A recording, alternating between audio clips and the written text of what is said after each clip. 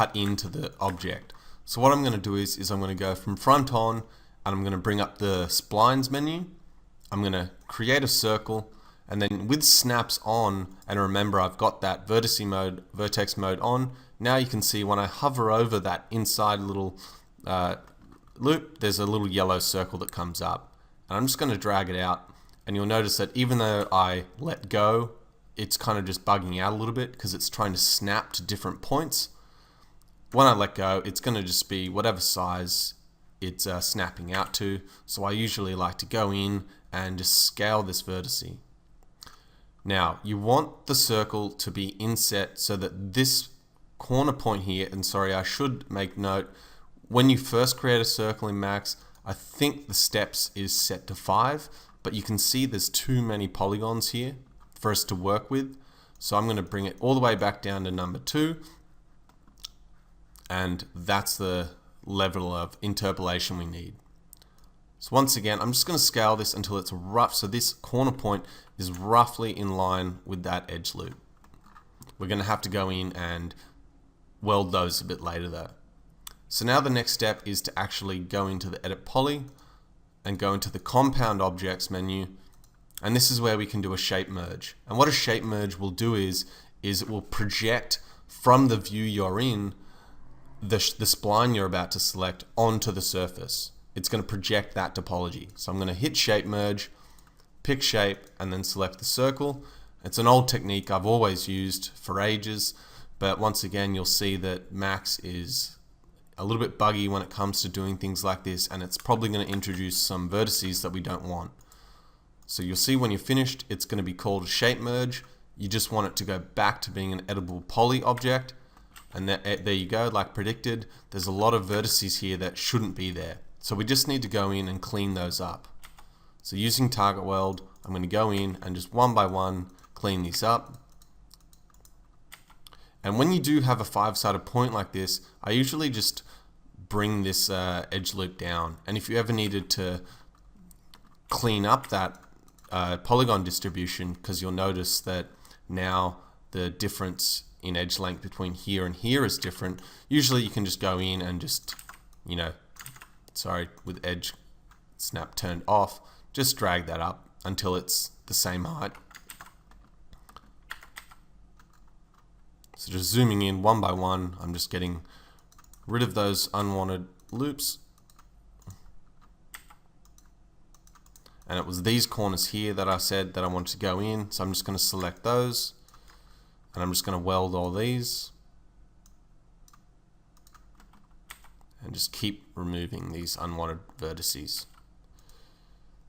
I think it's pretty crazy now that we're in Max, well, I'm in Max 2014, but we're in Max 2015, and something as simple as that still hasn't been fixed, but that's a type of stuff you just have to deal with if you're just going to be working with Max, because I just don't think they're willing to fix things like this.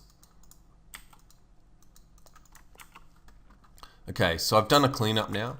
There's no unwanted vertices, at least that we can tell. I should note that whenever you're doing something like this, sometimes because it seems it adds those random vertices at a completely random points, you might zoom in at one point and realize that it's created this tiny little vertice right here, and then when you go later on to regularize this inset, the number of vertices is unaligned, and that's most likely why it's being caused. So when you do a shape merge, it usually has all the polygons selected, so I can select these and I'm just going to delete them.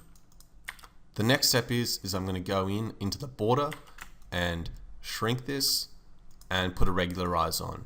So this is where I was saying just be careful, because if you don't have the correct number of vertices, and I'll just show you this, let me just attach one here and get rid of this. Sorry. Now you can see that that vertex is there, and if I go into the border and regularize it, things aren't lining up. So just be careful there. Okay, with that done, I'm just going to pull this in and I'm just going to flatten that. And I'm just going to drag in, shift drag in an edge loop.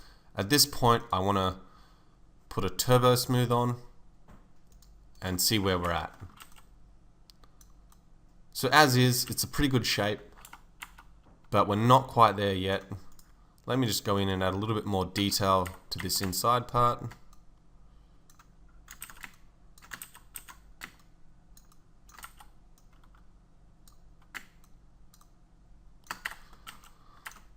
The next thing we want to do is we want to create edge loops along the edge here. So rather than going in and selecting this loop and chamfering it, which is a possibility if you want to do it that way, but usually what I like to do is I like to go in using edge constraint toggle and just shift drag this in, because I find it produces a slightly better result. And then just drag this out. Now we can grab these 4 points, and with edge constraint turned on, just scale them up.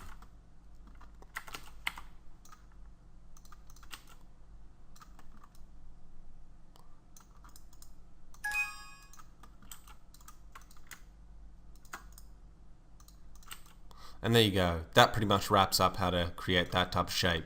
But you'll notice down the bottom here, if you do have a little bit of a messy surface, what you can do is you can select these edge loops and just pull them back a little bit. I'm just going to scale those up. With edge constraint turned on, I'm just going to scale those up, and it should just clean that just a little bit more. But like I said, you're usually trying to get these details in, and when you render from quite a far bit away, you don't notice all these tiny little warps and things like that in the geometry. But this method should technically work on any number of insets. So you could, if you wanted, now that you've created this shape, go in, maybe select a couple of vertices here, and connect along here, and just chamfer this.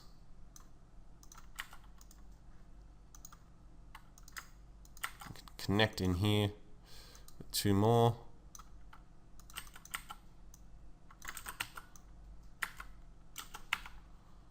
And just do things like that to create even more detail.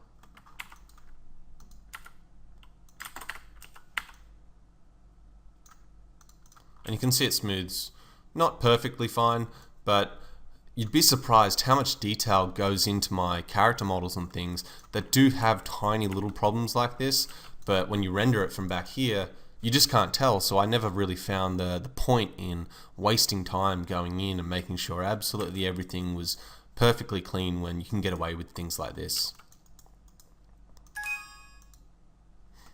Alright, the next step is to create some little rivets and, sorry, not some rivets, some little insets into a flat panel. And this is the type of stuff you might see on like shotgun handles or just bits of sci-fi corridor or anything like that. In order to save a little bit of time in the video, I've just skipped ahead to creating this plane that we're going to inset things onto here. But this, once again, in theory, can be any shape you want. And now I'm just going to show you how to go in and create this little inset surface. And you can see the topology works really nicely.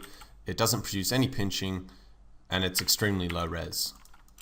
So the first thing I need to do is I need to go in and create a connection down the center. And then I'm going to create 2 more.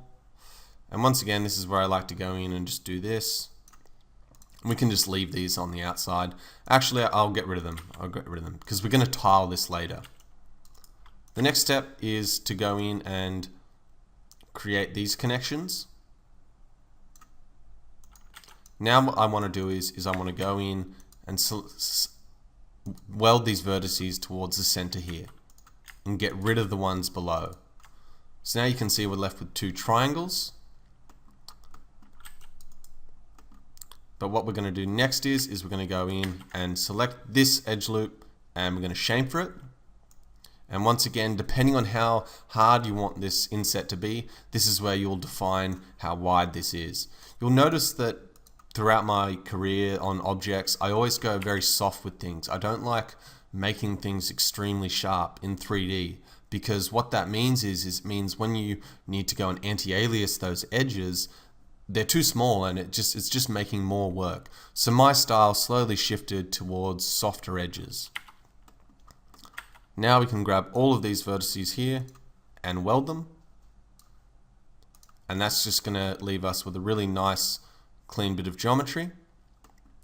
Now what I want to do is I want to select this vertice and weld it up the top here. And now I can get rid of these two edges and we're left with quads. So at this point, all I need to do is select these inside bits and drag them in. And then we can go up the top here and connect some more hard edges if we want.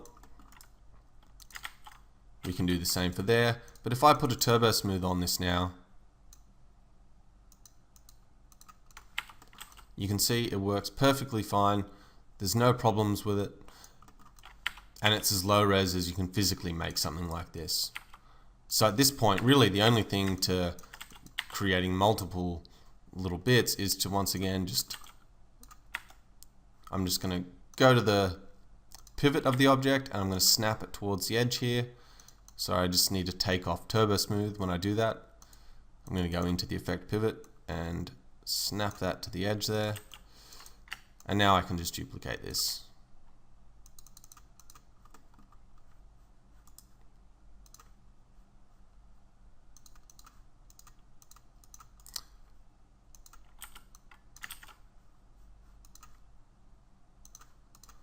So with snap off, there's one little thing that if you ever are duplicating lots of objects together and you're not sure which vertices need to be welded, what I usually like to do is I go to border mode and select the border and then convert that to vertice mode.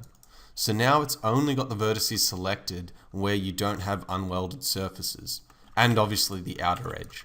But it just sometimes minimizes the risk of welding vertices together that you didn't want to be welded. So you just need to go down on the... Yep. And now when I smooth this, they should all line up nice and evenly together. And you can just scale this down. You can see it doesn't really work. You got the same type of effect happening.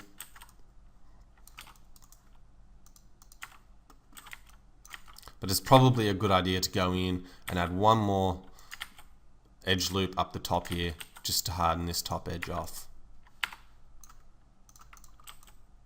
Because the way the polygons are distributed, it will create a slight little rippling effect if you don't do that. So always make sure that to have that edge loop here.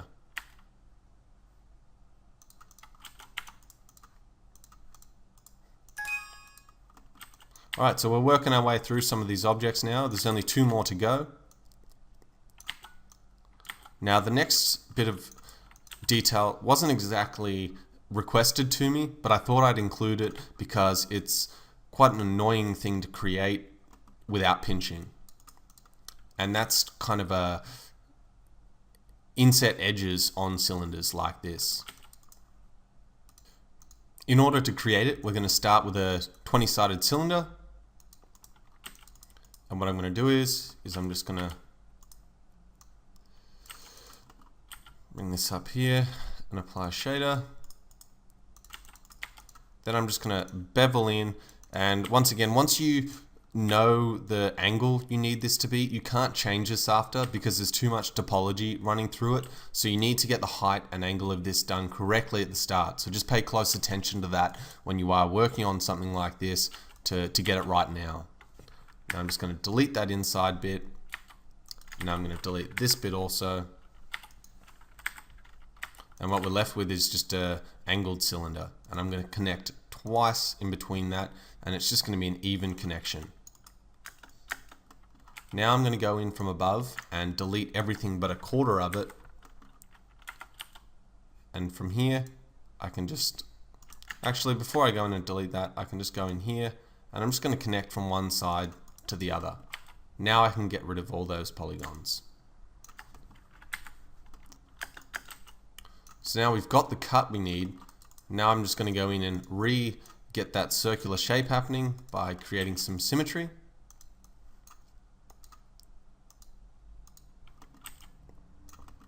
and we can start to work on fixing up this bit of geometry. So what I'm going to do is I'm going to weld these two parts.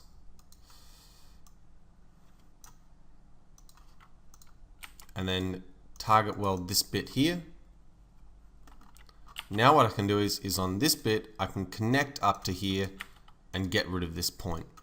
And what we're left with is a nice even quad surface. So selecting this vertex now that's a little bit out of sync, I can go in with edge constraint toggle selected and just kind of drag that in just to give it a little bit of roundness.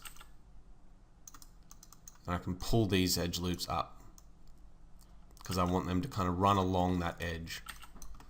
Now what I'm going to do is I'm going to connect slightly off center to here and get rid of this edge loop. And you can start to see that we're kind of reworking the topology to work with us. From here, I'm going to go in and chamfer this. Just a little bit more. And just target weld this back up again. Now I can technically delete this object, or what I can do is I can connect two lots and then delete the inside here. So we've got two nice clean edge loops. With all that selected, from here I can technically drag down, and if I put a turbo smoother over the top of this now, and always make sure when you're working with symmetry that goes over the top, you can see that things are smoothing quite nicely. However, there is one problem, and that's down the bottom here. Because we've disconnected those vertices, the smoothing is not happening exactly how we want. So what you need to do is you need to turn on show end result and then just drag in to kind of counter that effect that's happening where it's becoming pinched. You can sometimes, if you want, just drag this out a little bit more to even things up. Ultimately, what we are doing here though is we are getting away from a perfect mathematical cylinder, and if you ever have car parts or something extremely chrome-like reflecting here, sometimes pinches can happen. So just be aware of that when you are working kind of low res like I do, that things like that can happen. From here now, because the topology is perfectly clean, we can chamfer this edge and it should work out nicely. I can just, I can go in and connect these two.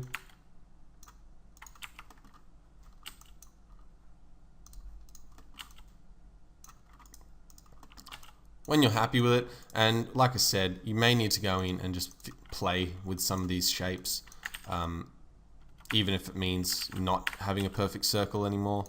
But I just like to sometimes go in and just, just see what's happening, trying to keep that roundness. From here, when you're done, you can go to the top cylinder symmetry and collapse that. And now in border mode, feel free to go in and add whatever type of detail you want here.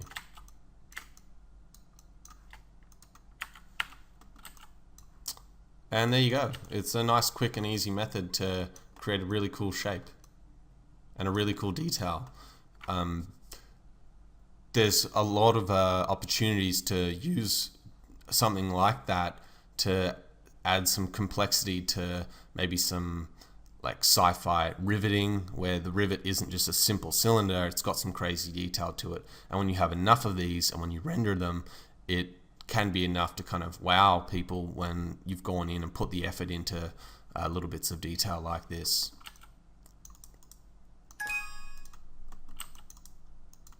Alright, now lastly, somebody requested for me to show them how to do type, and you can see here that there's a lot of problems in this mesh, but when you smooth it, they're not noticeable.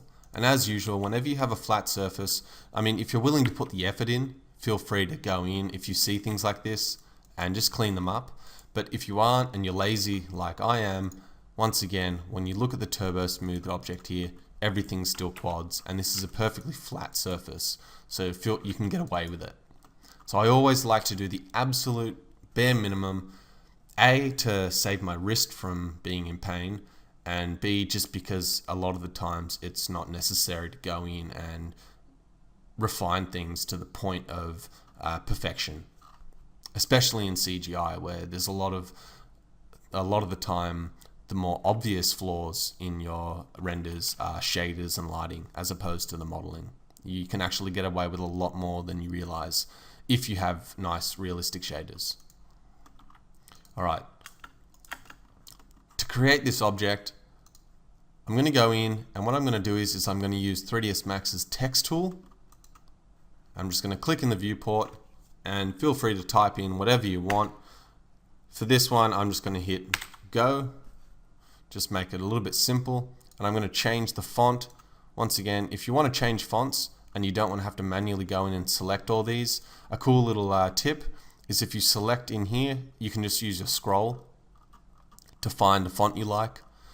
And remember, when we are working with something like this, the majority of the time, the more square and simple the font is, the better result you're going to have, and the less work you're going to have. Obviously, a lot of the time, that's not up to you. That's up to clients giving you fonts. But especially if you're working on your own designs, try and find one that's really blocky and sci-fi. So for this, I'm just going to use Impact, which is a really blocky font. Actually, we'll make the word a little bit more complex, and I'll just keep it the same as what I was doing before. Okay. Now I'm going to scale this up. And the next thing I want to do is I want to put a quadrify modifier on. This was a modifier introduced, I think, around 3ds Max 2012, and it's awesome. It's probably been one of the most useful and most commonly used tools I use that Autodesk have added since the old days, like since 3ds Max 2009. Apart from little things like this, my workflows stayed pretty much identical. Alright, so I won't go into detail yet about the quadrify mesh in this particular tutorial because we're running out of time. But what I will do is make sure that you're aware that when you are using the quadrify modifier, you can go up and down in the quad size, and what that's going to do is it's just going to 3ds Max is going to do its best to determine where the edges are and then create an even distribution of polygons over that surface. So you can see if at 2% here, I've got probably too much geometry to work with, because when we are creating this text, we're going to have to manually go in and bridge all these points together, which can be quite annoying. So you want to go up to the absolute max you can where you're not getting little problems like this. So I like holding Alt and then just kind of going down until I've got what I think is a pretty good distribution of polygons, like so. And then I'm just going to collapse this into a editable poly.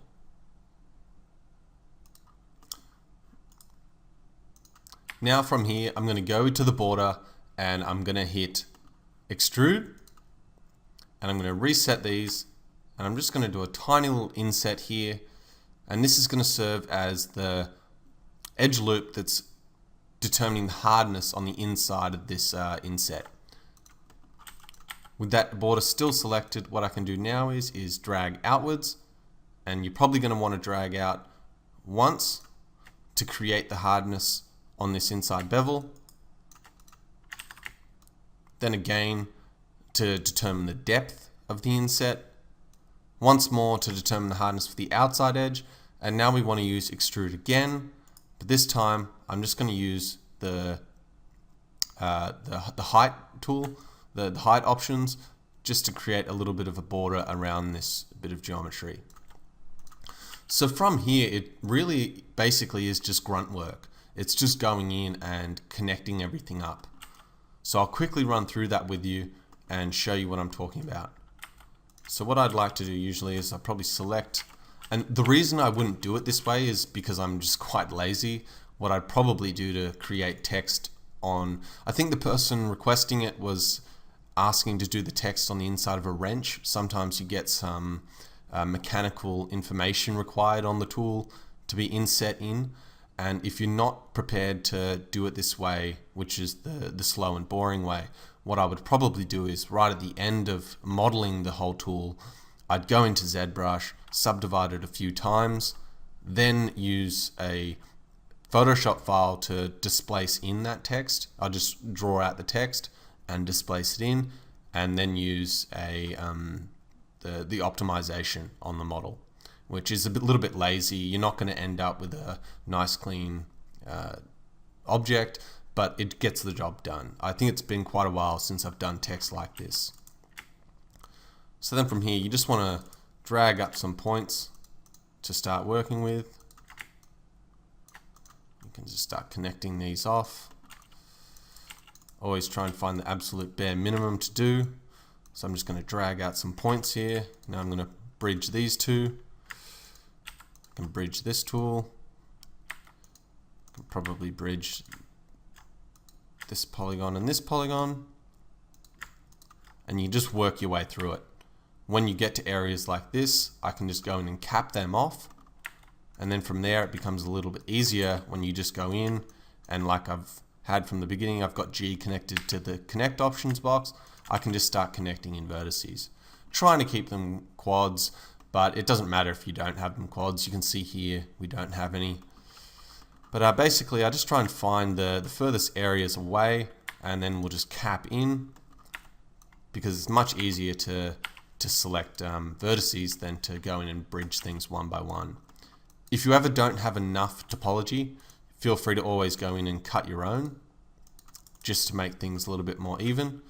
But you'll see that once I cut the absolute bare minimum in here, I don't need to cut all of these. And it's extremely lazy and it's extremely messy, but I'm just being completely honest when I say that if you've probably seen font on anything in my folio or any print jobs I've done, it's being done in this lazy way.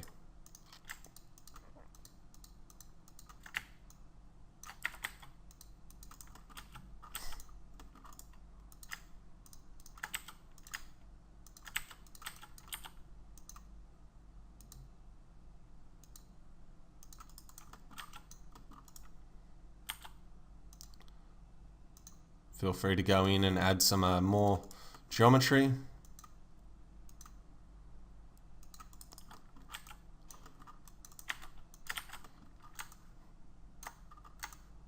I always like to, I probably haven't pointed this out, but when I'm trying to select a bunch of specific edges, I like to use the plus and minus selections boxes a lot. So I'm basically focused on selecting this edge. So when I select that, because I know that's those I've already focused on the exact edges I want selected, I can just quickly go in and unselect, and if I ever need to just quickly go back in and select a couple I missed, it's just the quickest way I've found for selecting vertices like this.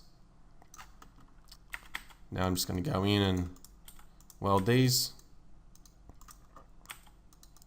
And now you will notice that when I've done that outer extrusion, the edge loop spacing isn't perfect. However, when you do see a lot of mechanical details like this, they're not perfect themselves. It's not a complete science to getting these things put in. Sometimes it can be hand done and just hand using a router. They just go in and do it by hand, tracing a guide, or it can be done with lasers. But at the end of the day, I've never seen edges that come out perfect. But if I put a turbo smooth on this now, you can see that it's, even though all this geometry in here is really crap and all over the shop, it's still smoothing quite nicely. And you basically just keep going with this process, you know, just go in and bridge, and I try and do my best to create holes to cap. So now I can select this whole hole and cap it in. But when I've done that, you can see that it's there's not enough cuts in places to prevent overlapping pinching. So that's where I'll go in and just kind of, with edge constraint turned, with show and result turned on, I just connect points one by one to see what's the bare minimum of amount of work I can do to prevent those problems happening. And you can see as I begin to cut a little bit more loops in here, we're fixing up that geometry and we're not getting that overlapping pinching happening. And very quickly you can finish off your model this way without going in and wasting all the time on parts like this. But at the same time, because we've done things how we want, we can technically go in to these, because we do have nice clean edge loops, we can add a little bit of a bevel to these if we want.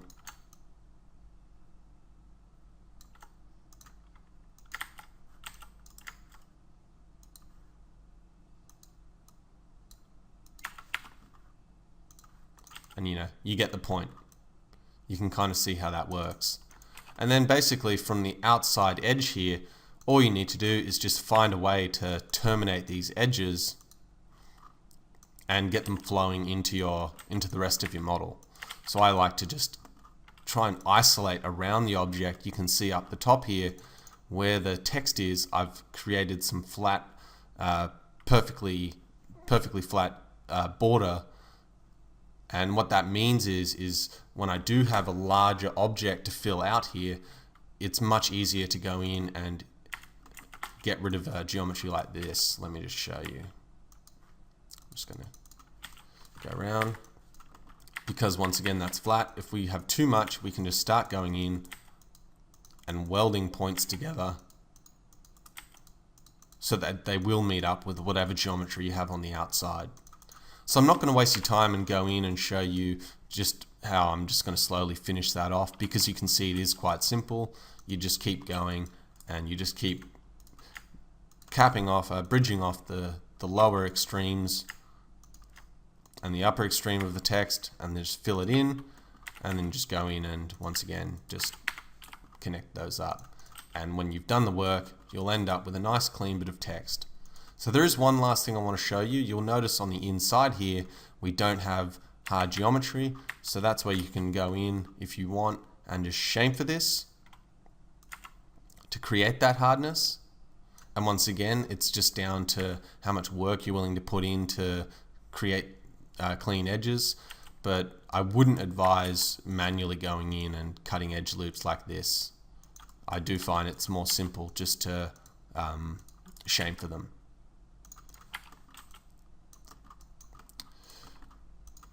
Okay guys, that wraps up this lesson, and you can see there was quite a lot covered. And once again, I'm really happy to offer another free lesson in the course.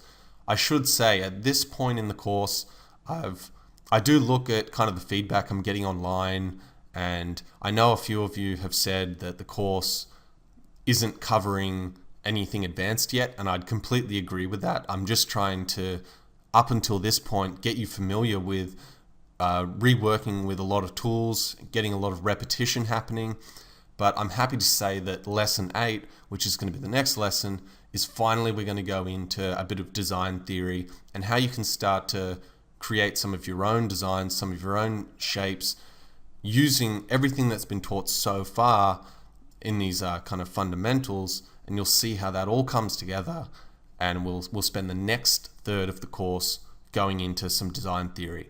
Then the final third part of the course will be tying everything together, so detailing your own designs and refining things. Thanks heaps guys, and I'll see you in the next lesson. I'm not sure exactly when it's going to be out yet, but my fight's on November 28th, so that's probably going to jumble things around a little bit, but I'll make sure to have another lesson out before then. Thanks heaps, see you later.